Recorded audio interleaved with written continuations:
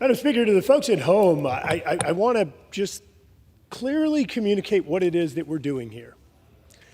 What we're doing is we are talking about passing a law that prohibits citizens of foreign countries from voting in elections in D.C. It prohibits people that are here illegally from voting in elections. It prohibits spies from China from voting in elections. I mean, wow, this is an incredible debate we have here. Of course, I rise in strong opposition to H.R. 192. You know, it's interesting that the majority keeps talking about fair elections, ensuring that elections are done the right way, when 147 of them wouldn't even vote to certify the last presidential election that we had here in this country. What's up, everybody? Major Retired Richard Ojeda here. And did you happen to see Representative Robert Garcia's epic takedown of MAGA moron Garrett Graves?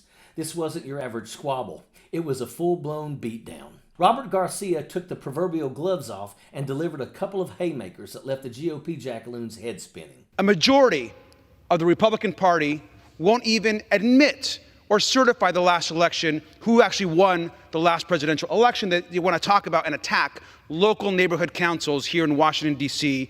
and local elections. It is hypocrisy that we're seeing here today in this debate. Let's dive into the details of this must-see Republican takedown and what it means for Washington, D.C. voting laws. H.R. 192 is a bill aimed at prohibiting non-citizens from voting in elections in Washington, D.C. It seeks to prevent individuals who are not U.S. citizens, including undocumented immigrants and potential foreign agents, from participating in local elections. The bill is part of a broader effort by House Republicans to address voting security ahead of the 2024 elections, with concerns that non-citizen voting could influence local governance and critical election outcomes.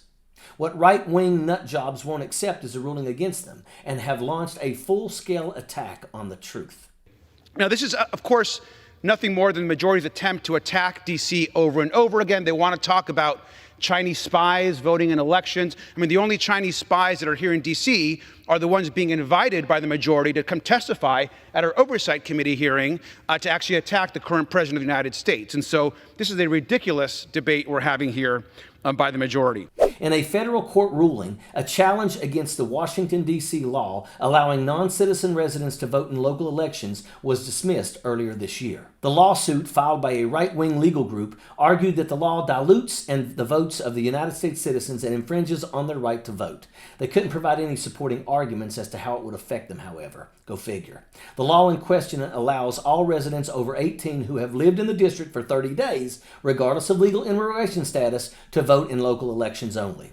Local, not state or federal, and they're not any Chinese spies or saboteurs. This allegation was used to spread fear and misinformation. While federal law prohibits non-citizens from voting in federal elections, it does not prevent them from voting in local elections. Under the D.C. law, non-citizens can vote for local officials, initiatives, referendums, and serve on the city's Board of Elections. However, they are provided a separate ballot from U.S. citizens containing only local races.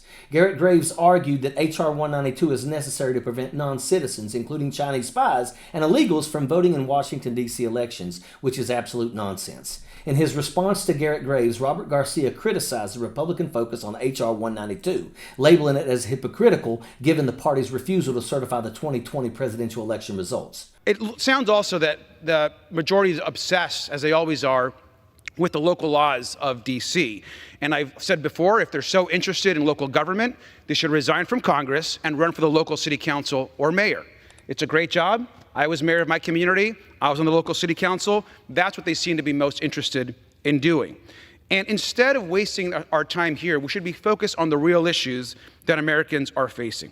Now, that's why today I want to make a motion to recommit this bill back to committee and instead call up H.R. 16, the American Dream and Promise Act. Now, dreamers have come to our country that as children, they know no other country or allegiance to the United States, and we all know that this is true.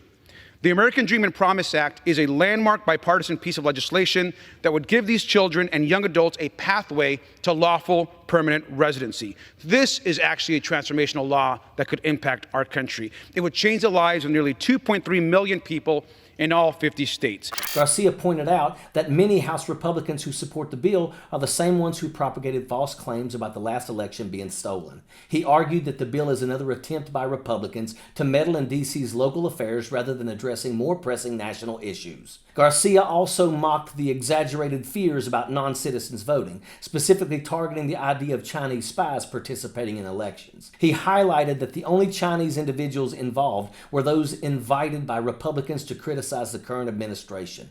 Garcia suggested that Republicans should focus on real issues affecting Americans and proposed that instead of H.R. 192, Congress should prioritize legislation like the DREAM Act, which aims to provide a pathway to citizenship for young immigrants who contribute to the U.S. economy and society. Robert Garcia delivered a powerful critique of Garrett Graves and the Republican Party's hypocrisy on election integrity. Graves, a loyal Trump supporter, continues to push the false claim that the 2020 election was stolen, contradicting his supposed Christian values by spreading lies. Garcia, however, stood up against this disinformation. He highlighted the GOP's contradictions and redirected the conversation to important issues like the DREAM Act. Garcia's strong stance against the deceitful narratives of Graves and his colleagues exemplifies true leadership and integrity, and that is an absolute fact. Sappers pure the way, airborne all the way.